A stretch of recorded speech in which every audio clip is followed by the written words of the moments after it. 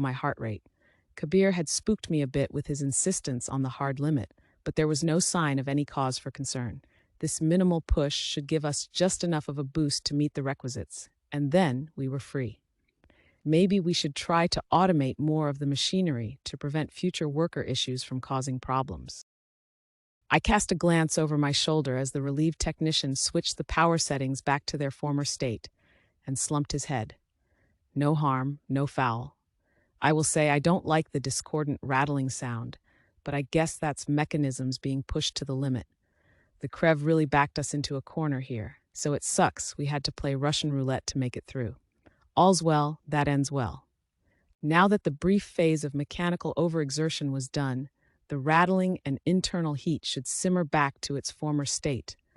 I thought about looping by the processing center and checking if the impact of that tiny adjustment was enough. Hard numbers would confirm that we were back on track with the changes. When Mayor Hathaway called for the next update, I wanted to be able to tell him that I'd come through, that I'd done whatever it took. Wait, why was the screeching sound getting louder? Fuck, I've got to shut it down, Kabir shouted. I turned back to face him, eyes widening with alarm. No, don't do that. Don't do anything stupid. I'm sorry, Taylor. I have to right now, or we're all fuck. There was a deafening sound like a clap of thunder, followed by the noises of metal colliding and striking the cavern walls. A panicked Kabir slapped a hand on the shutdown button, much too late, while panicked shouts from miners hit my ears, some cut off as if impaled by something. I whipped back around to see parts flying out from the towering drill. It had exploded, like it had been a pressure cooker waiting to burst. This couldn't be happening. Not when we had to get those shipments. How were we going to meet the Krev's demands without our most powerful mining device? Heat slapped my face from the explosion as I placed my hands on my head with horror. It wasn't just the one segment of the drill going up in smoke. The entire thing detonated like a chain reaction as the initial buildup spread and the shutdown failed. Finally sensing danger, I hit the deck on instinct, lucky to have my arms already atop my cranium. The groaning overhead intensified, the force of the entire contraption bursting into thousands of pieces of superheated shrapnel damaged the cavern's structural integrity. Dust trickled down from the ceiling, succeeded by larger chunks of stones and a deluge of sand. Was this how my life ended? Buried alive while trying to appease greedy aliens for a chance to finally not have to deal with them? My eyes watered with denial as the air was shrouded in smoky dust. I should have listened to Kabir, but how could a minor alteration have caused this much devastation? Choking sobs emanated from my chest before a mound of sand slammed into my head. The world went dark as I found myself suffocating beneath a layer of debris. I'm sorry, I'm so sorry. I was just trying to make the mayor proud, to save our home. This is all the Krev's fault. I'm going to fucking haunt them in the afterlife. I'm going to make them pay for their indifference, in this life or the next. While I'd feared that these would be the final waking moments of my life, as I was deprived of any oxygen, I found the last fleeting strength to kick out with my limbs. My hands managed to claw their way out from beneath a pile of debris to find that the roof was precariously holding steady, or so it seemed. I couldn't see, with my face still submerged in dust, but I knew the sky had stopped falling.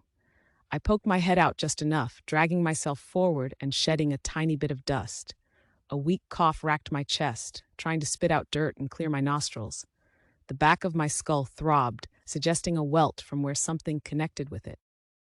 Despite how I willed myself to move forward, my limbs were going lifeless. The last burst of adrenaline-fueled strength was fading. I could hear voices rushing in, further out from the blast site, helping to dig people out. I thought I heard Charisse above me, trying to wake me, but I had already lost my grip on consciousness.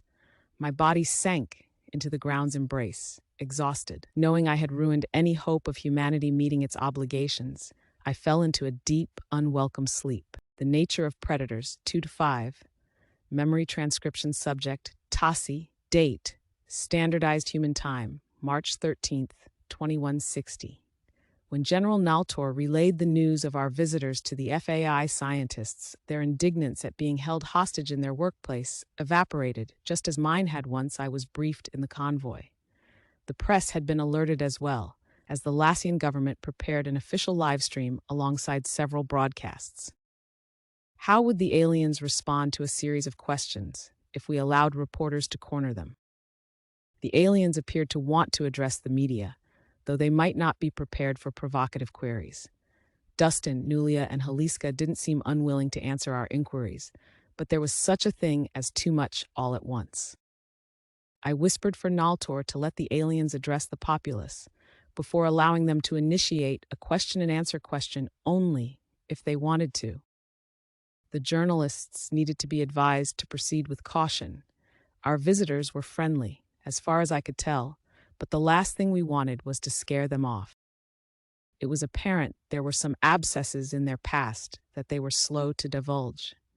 It had been my mission to figure out what we hadn't been told, but I found myself easily distracted by the humans' banter. Dustin regaled us with stories from his society and images from across the galaxy. All analysis of their food policies evaporated from my mind. So that great signal, the mystery frequency that kept showing up, and some people thought it was aliens that we spent years researching, hundreds of scientific papers written on it. What we thought were alien signals were actually microwaves. Like I was saying, we heat our meals. The data points were microwaves from impatient folks forcibly opening the damn oven before it was done. Dustin chuckled. Naltor's eyes twinkled. How many years were spent researching this? 17, if I remember. 17 years before someone goes, wait a second, this frequency is one that's really familiar, all because a multitude of people don't follow instructions, and the oven leak was right by the signal receiver. I would be so frustrated if FAI had spent years analyzing a signal that was from within our lab, I groaned. I guess it's strange to have spent so much time finding ways to analyze the stars and have first contact just fall into our beaks. It's happened to many of us, Nulia remarked. Gojids knew about aliens since before I was born, unlike Dustin's species. Dustin remembers when his kind first found aliens. Then humans. Their soldiers landed on my planet. Our entire village panicked, and my mother abandoned me. A human soldier came and saved me, raised me as his own. Haliska lashed her conical tail. When you talk like that, you make humanity sound like the aggressors. We all know they didn't want that. I didn't think we were spelling out the details of the war here and now. The Bissams already know that there was a conflict and that terrible things happened. I don't see the point of sugarcoating it, especially when it's shaped all of our pasts. It's difficult to explain what Gojid culture was like before the humans rebuilt the cradle's bombed-out husk, and Project Chronicle wrote us a guide map. Bombed-out husk? You said earlier you lived on Skalga since you were a child. General Naltor's eyes looked like they were about to pop out of his skull. Are you telling me that's because your planet was destroyed in this conflict too? The humans were fighting you, and they did this?